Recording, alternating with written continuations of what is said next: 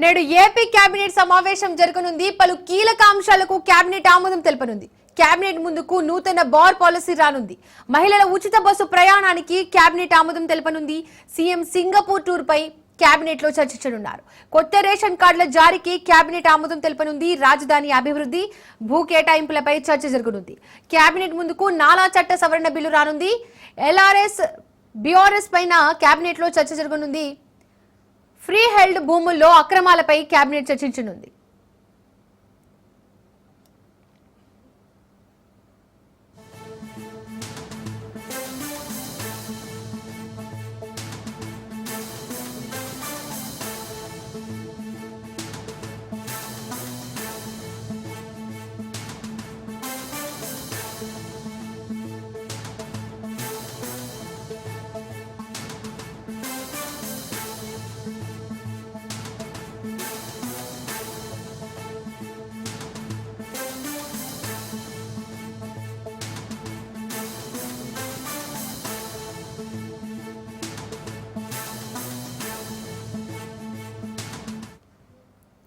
నేడు AP cabinet సమావేశం జరగనుంది. పలు కీలక అంశాలకు కేబినెట్ ఆమోదం తెలపనుంది.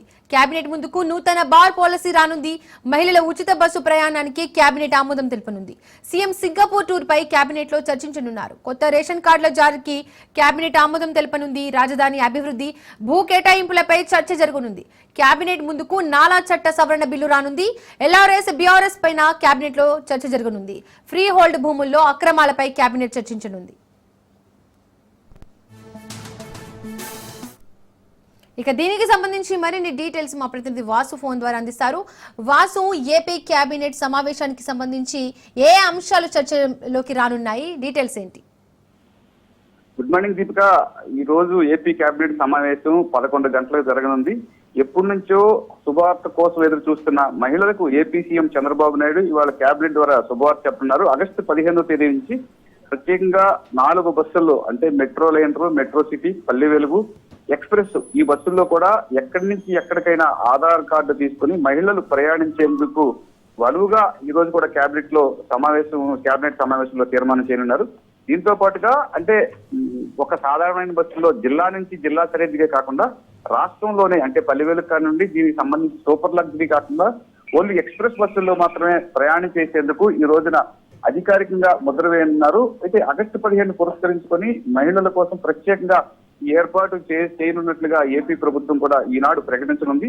దీంతో పాటుగా మనకు ప్రధానంగా ఆదాయ వనరులు ఏదైతే, 1 భూముల నుంచి కానీ, 2 మద్యం నుంచి కానీ ప్రధాన ఆదాయ వనరులుగా ఆంధ్రప్రదేశ్కి వస్తున్నాయి. దీంట్లోనే భూములు అమ్మకాలు కొనుగోలు సన్నగిలటంతో ప్రస్తుతం మనకి మున్సిపల్ కార్పొరేషన్లకు అనుసంధానంగా ఉన్న భూములపైన కూడా మొన్నటి నుంచి కూడా అర్బన్ మ్యుటేషన్ విధానాన్ని ప్రవేశపెట్టారు. ఈ అర్బన్ మ్యుటేషన్ విధానం ద్వారా ఎవరైతే రిజిస్ట్రేషన్ శాఖ వాళ్ళు రిజిస్ట్రేషన్ చేసుకుంటారో వాళ్ళ దాని ద్వారానే, ఆ వెబ్సైట్ ద్వారానే కూడా ట్యాక్సులు చెల్లించి మనకి డాక్యుమెంట్ చేతికి వచ్చే అవకాశం ఉంటుంది. దీని కారణంగా ఎవరైతే రిజిస్ట్రేషన్ చేసుకున్న అనంతరం ఖాళీ భూములకు పన్ను కట్టకుండా ఎగవేస్తున్నారో వాళ్ళందరికీ కూడా అర్బన్ మ్యుటేషన్ విధానం ద్వారా ఖచ్చితంగా ట్యాక్స్ చెల్లింపు అయితే ఉంటుంది. ఇదే కాకుండా కూడా గతంలో నాలా చట్టాన్ని ఉంచుకుని కూడా ప్రభుత్వానికి ట్యాక్స్ చెల్లించగొట్టారు. ఒక ఆర్డినెన్స్ ద్వారా కూడా ఈ నాలా చట్టాన్ని రద్దు చేయడం కూడా జరిగింది.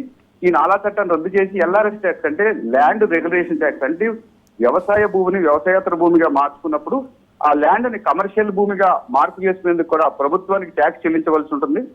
ఈ ట్యాక్స్ ను కూడా వసూలు చేసేందుకు ప్రత్యేక డ్రైవ్లు కూడా చేపడుతున్నారు. దీంతో పాటుగా బీఆర్ఎస్ స్కీమ్, అంటే బిల్డింగ్ పెనరైజేషన్ స్కీము, ఈ రెగ్యులరైజేషన్ స్కీమ్ అంటాం దీన్ని. దీంతోనే గతంలో అక్రమంగా కట్టుకున్న బిల్డింగ్ కూడా రెగ్యులేట్ చేయనున్నారు. అంటే ప్రభుత్వానికి ఆదాయం తెచ్చే విధంగా కూడా కొన్ని నిర్ణయాలు ఈ రోజు కూడా తీసుకున్నారు. అన్నిటికంటే కీలకమైంది మద్యం పాలసీ. అంటే మద్యం ఎక్కువగా మనకు అమ్మకాలు జరుగుతుంటాయి. ఈ మద్యం పాలసీ ఇప్పటికే మన ఆంధ్రప్రదేశ్ జనాభా 5 కోట్లకు చేరుకుంది. ప్రతి 60,000కి ఒక బార్ ఉండాలని చెప్పేసి ఇప్పటి వరకు 290 బార్లకు లైసెన్స్ విధానాన్ని మంజూరు చేయడం కూడా జరిగింది. ప్రత్యేకంగా కూడా దీంట్లోనే ఎక్సైజ్ విధానంలో కూడా ప్రత్యేకమైన ఒక రకమైన సులభతరమైన శైలిని కూడా వాడుతున్నారు. దీంతో ఎవరైనా సరే బార్ లైసెన్స్ పొందాలంటే 10 లక్షలు కూడా అప్లికేషన్ చెల్లించాలి. 5 బిడ్ వేసి ఉండాలి. దాని కేటగిరీల వైజ్ విభజించారు. ఏబిసి అని. ఏ కేటగిరీలో 30 లక్షలు చెల్లించాలి, బి కేటగిరీ వాళ్ళు 55 లక్షలు చెల్లించాలి, సి కేటగిరీ వాళ్ళు 70 లక్షలు చెల్లించాలి. బార్ లైసెన్స్ పొందాలనుకుంటే మాత్రం వీటిని కఠినతరం చేశారు. అట్లాగే ఎక్కడా కూడా ఆరోగ్యానికే ప్రధానంగా ప్రాముఖ్యత ఇవ్వాలని, ఎట్టి పరిస్థితుల్లో నకిలీ మద్యం కానీ మనిషి ఆరోగ్యానికి Right. హాని కలిగించే మద్యం కానీ అమ్మకూడదని చెప్పేసి మాత్రం సీఎం నిర్ణయం తీసుకోవడం జరిగింది. Thank you Vasu.